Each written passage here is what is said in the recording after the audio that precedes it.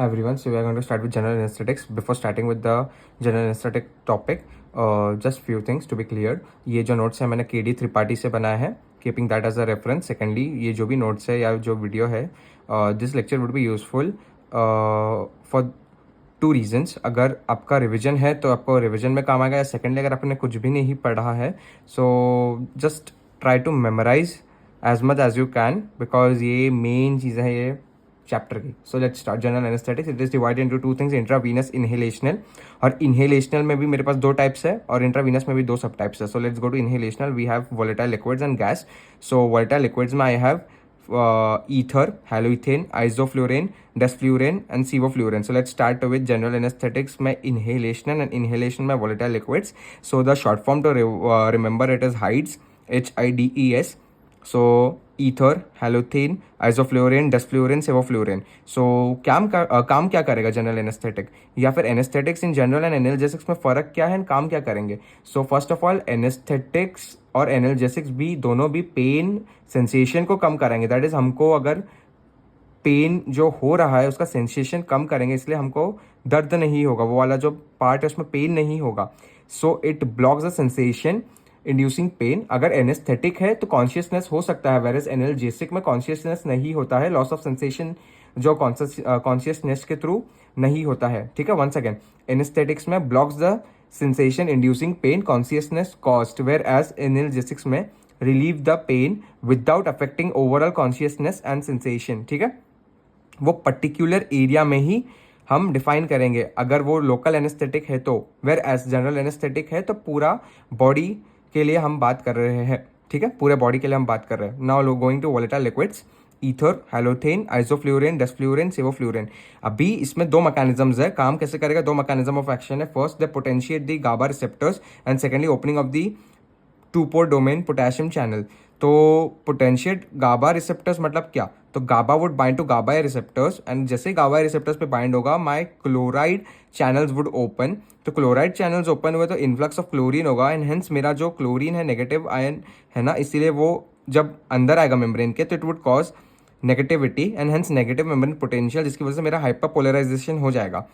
और opening of two pore domain potassium channel, that is जो second mechanism है, उसमें भी सेम ही चीज़ होगी कि जो भी मेरे पोटेशियम चैनल्स है वो ओपन हो जाएंगे तो पोटेशियम बाहर चले जाएगा, जिसकी वजह से मेरा नेगेटिव हो जाएगा मेम्ब्रेन पोटेंशियल एंड हेंस मेरा hyperpolarization would be caused. Now remember, जो इनहेलेशनल है उसमें जो वोलेटाइल लिक्विड्स है उसमें they induce the neuro depression by facilitating hyperpolarization. Hyperpolarization is the main cause in volatile liquids, whereas जब अपन gas में जाएंगे तब अपन पढ़ेंगे कि neuro depression is through decreasing of the excited neuro transmission. So सबसे पहले अपन ने पढ़ा volatile liquids. Now we go to gas. Gas में मेरे पास है nitrous oxide and second xenon, but xenon use नहीं करते अभी बिकॉज जो उसका प्रोसेस है बनाने का वो बहुत एक्सपेंसिव है. Now how does that work, तो उसका मैकेनिज्म ऑफ एक्शन इजी है. It blocks the NMDA receptors. कौन से, एनएमडीए के ग्लूटामेट रिसेप्टर्स. तो मेरा जो ग्लूटामेट है उधर रिसेप्टर पे बाइंड नहीं होगा एंड हेंस पेन इम्पल्स जो है वो मेरा ब्रेन तक पहुंचेगा ही नहीं. नाउ दिस, जैसे मैंने उधर बोला था, it induces neuro depression by decreasing the excited neuro transmission. ठीक है, and remember 70% N2O plus 30% O2 use करते हैं. इट्स चीप, कॉमनली यूज्ड, पर इसका एक एडवर्स इफेक्ट है कि ये पेरिफेरल न्यूरोपैथी भी कॉज करेगा. Now going to intravenous. Intravenous में मेरे पास है fast acting, slower acting. Fast acting because एकदम फास्ट एक्ट करेंगे विद इन सेकेंड्स, और स्लोअर एक्टिंग में टाइम लगेगा. सो पहले फास्ट एक्टिंग पढ़ते हैं. फास्ट एक्टिंग में अपने पास एग्जाम्पल्स है 4. TMPE मैंने इसे याद किया था, TMPE. So it's thiopentone sodium, methohexitone sodium, propofol and etomidate. So सबसे पहले अपन पढ़ेंगे थायोपेंटेन सोडियम. सो ये जो ड्रग है इनका मैकेनिज्म्स ऑफ एक्शन क्या है ओवरऑल, नॉट ओनली थायोपेंटेन. सो इनका मैकेनिज्म ऑफ एक्शन भी सेम है, द पोटेंशिएट गाबा रिसेप्टर्स. तो अपन ने जो पढ़ा था याद करो, गाबा रिसेप्टर्स गाबा ए पे जाके बाइंड करेगा, chloride ion channel ion open होगा, इसकी वजह से क्लोराइड आयन अंदर आएंगे, negative membrane potential, finally hyperpolarization. तो मेरा फास्ट एक्टिंग ड्रग्स का ये है, the potentiate the GABA receptors. And why are they called fast, because उसमें loss of consciousness in one arm brain circulation में हो जाता है. वन, ये स्टेटमेंट इंपॉर्टेंट है, one arm brain circulation time. ठीक है, और सेकेंडली इसका जो एडवर्स इफेक्ट है थायोपेंटेन का, एक एडवर्स इफेक्ट है वो याद रखना कि वो लैरिंजोस्पाज्म करवाता है. And how can be prevented, by using atropine या फिर सक्सिनिल कोलिन. ठीक है, and now going to slow acting. Slow acting में मेरे पास 3 क्लासेस है, benzodiazepine, dissociative anaesthesia and opioid analgesics. तो बीओडी, बोर्ड ऑफ डायरेक्टर्स, वैसे तुम याद कर सकते हो, benzodiazepine, opioid analgesic and dissociative anaesthesia. So benzodiazepine तो पढ़ा होगा, सिडेटिव्स है मेरे, diazepam, lorazepam, midazolam. They facilitate the GABA receptors, again neuro depression and sedation कराएगा, अमनीजिया कराएगा, अनकॉन्शियसनेस. ठीक है. डिसोसिएटिव एनेस्थीसिया में आई हैव कीटामाइन. कीटामाइन, तो कीटामाइन का एक इंपॉर्टेंट ड्रग है कीटामाइन. क्यों? क्योंकि ये डिसोसिएटिव एनेस्थीसिया है के एग्जाम्पल है. तो क्यों dissociative?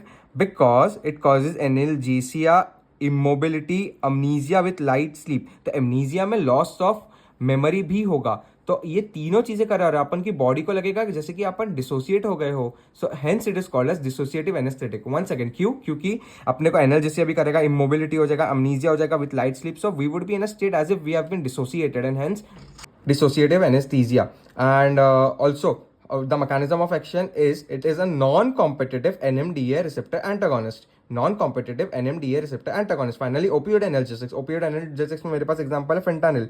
So it causes the relief of pain by acting centrally, and it inhibits the transmission of pain impulse from the peripheral tissue to the brain by acting on the dorsal horn of the spinal cord. One second, it inhibits the transmission of pain impulse from peripheral tissue to the brain by acting on the dorsal horn of spinal cord.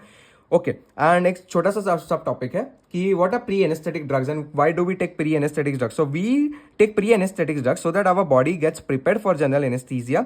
And क्यों? क्या करेगा वो? मेरा acidity decrease करेगा, secretions body के उसको decrease करेगा, and stimulations है जितने भी उसको डिक्रीज करेगा. ठीक है. And again there are 6 types. Sedatives ले सकते हैं, they may be sedatives. For example benzodiazepine, तो बेंजोडाइजेपिन में डायजेपाम और वो सब लिख सकते हो. ओपियोइड्स, मॉर्फिन भी मेरा एक प्री एनेस्थेटिक ड्रग है. इट में बी एंटीकोलिनर्जिक, तो उसके एग्जांपल्स है atropine, hyoscine. Then it would be neuroleptic, so उसका एग्जांपल है haloperidol. They may be proton pump inhibitors और H2 इनहिबिटर्स, जो जिसका एग्जांपल है मेरे पास ranitidine. Finally they would be anti emetics. Anti emetics मतलब मेरा जो इमेटिक्स है उसको कॉज नहीं करने का, वॉमिट नहीं होने देगा, तो इसका एग्जांपल है मीटोक्लोरप्रोमाइड. ठीक है. So this was my entire classification general anaesthesia का, along with examples, mechanism and adverse effect. One thing कि जो मेरा कीटामाइन है that was misused as the rape drug. And finally drug interactions है. तो केडी त्रिपाठी में बहुत सारे ड्रग इंटरेक्शंस है, बट मैंने 3 इजी लर्न किए थे मेरे टाइम पे, तो वही मैं तुम लोग को भी पढ़ा रहा हूँ. First is insulin need of the diabetic patient would increase. Drug interactions मतलब कि अगर जनरल एनेस्थेटिक मैंने लिया है बॉडी में, तो मेरे दूसरे जो ड्रग्स मेडिकेशन ऑलरेडी है उनके साथ इंटरेक्ट करेगा और क्या क्या कॉज करेगा. तो मेरा जो insulin need of the diabetic patient would increase. Patient on anti hypertensive, मतलब जो मेरा हाइपरटेंशन को कम कर रहा है उसको वो और भी कम कर देगा.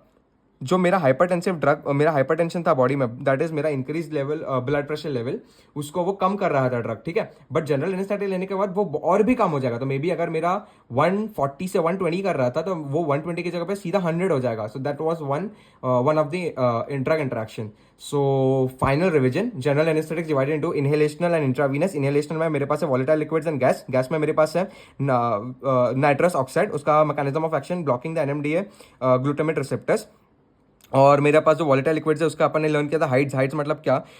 Ether, halothane, isoflurane, desflurane, sevoflurane. 2 mechanism of action, hyperpolarization के ऊपर पूरा बेस्ड है, potentiate the GABA receptors and finally opening of 2 pore domain, potassium channels, potassium बाहर जाएगा.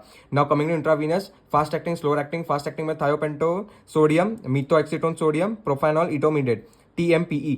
एंड उसका एडवर्स इफेक्ट क्या था? लैरेंजोस्पैज्म कॉज करेगा. कौन सा? Thiopentone. And why is it called as fast acting? Because वो मेरा 1 आर्म ब्रेन सर्कुलेशन टाइम में ही लॉस ऑफ कॉन्शियसनेस करवाता है, एंड बहुत ही फास्ट होता है उसका mechanism of action. And slower acting में मेरे पास है benzodiazepine, dissociative anaesthesia and opioid analgesic, BOD. And benzodiazepine में लोराजिपाम, डायजेपाम. इनका एग्जांपल क्या? मैकेनिज्म ऑफ एक्शन के फैलिसिटेट द गाबा रिसेप्टर्स. डिसोसिएटिव में मेरे पास कीटामाइन. कीटामाइन डिसोसिएटिव क्यों बोलते हैं? बिकॉज वो मेरी बॉडी को ऐसा फील होगा हम लोग को as if we have been dissociated. उसका एग्जांपल है एनर्जेसिक, सॉरी उसका एग्जांपल है कीटामाइन. एंड वो क्या है? Non competitive NMDA receptor antagonist. और वो डिसोसिएटिव में क्या करवाएगा? एनर्जीसिया करवाएगा, इमोबिलिटी करेगा, एमनीजिया करेगा. फाइनली अपन ओपियोइड एनाल्जेसिक्स पे जाते हैं. Fentanyl. Fentanyl relief of pain करवाएगा. कैसे? By blocking the transmission of pain impulse from peripheral tissue to the brain. और ब्रेन बाय एक्टिंग, एक्ट कहाँ पे करेगा? By acting on the dorsal horn of the spinal cord. Good luck for exams.